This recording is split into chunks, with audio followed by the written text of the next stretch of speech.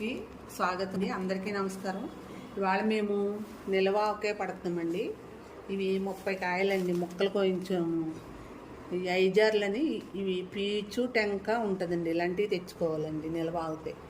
అవి 30 కాయలు పెడుతున్నాము. ఈ కుంచుడయ్యి ఇంకో షేర్ ముక్కలు ఉన్నాయండి. కొలతేమో షేర్ కారం అండి. కుంచుడికి షేర్ కారం, షేర్ అంటే 2 తవల కారం, కేజీ కారం అన్నమాట.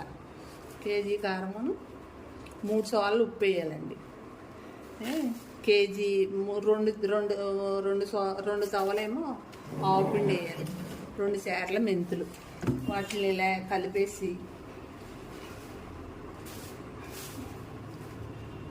ఇప్పుడు ముందు ముక్కలు ఒక 2 కేజీల పప్పు నూనె పడుతుందండి.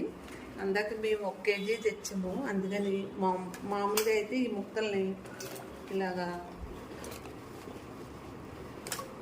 నూనెలో వేసేసి కొంచెం ముందు జల్లాలన్నమాట. జాడీలా పట్టడం 3 గుప్పులు వేసి జల్లుకుని ఇప్పుడు ఈ ముక్కల్ని ఇలా దేవేసి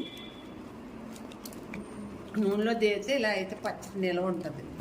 ఇలా దేవి వేయాలి. మళ్ళీ అప్పుడు ఈ పొడిని జల్లాలి. మళ్ళీ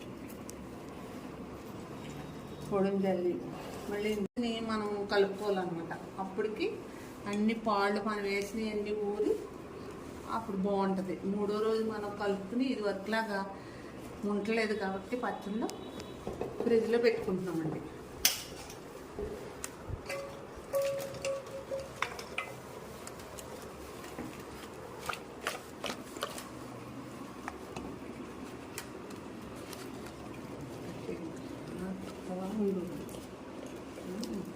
ఇలా వేసేసండి. ఇలా ఇప్పుడు వేసుకొని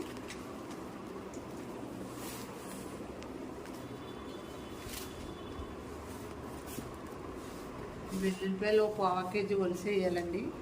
ఇంకా వలవలేదని నేను పైన వేసేసుకుంటే మనం 3వ రోజుకి అవి కూడా ఊరతాయి.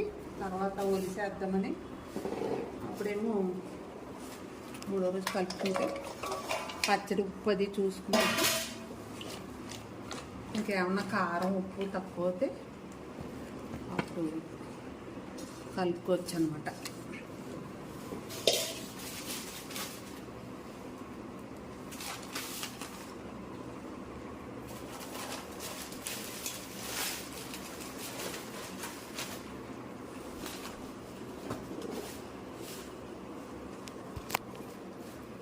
ఇదేంటి మొత్తం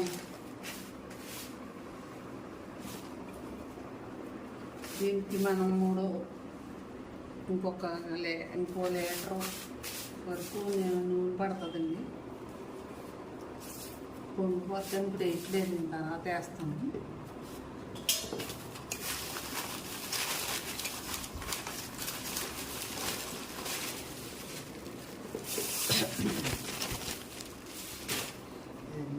పైన నూనె పోసిస్తే ఇంకో లీటర్ 3వ రోజు కలిపేసి చేయబెట్టి కలుపుకోవాలండి. ఇది గరిటెలతో పని అయ్యి రంగా తిరగదు గరిటె కట్టి.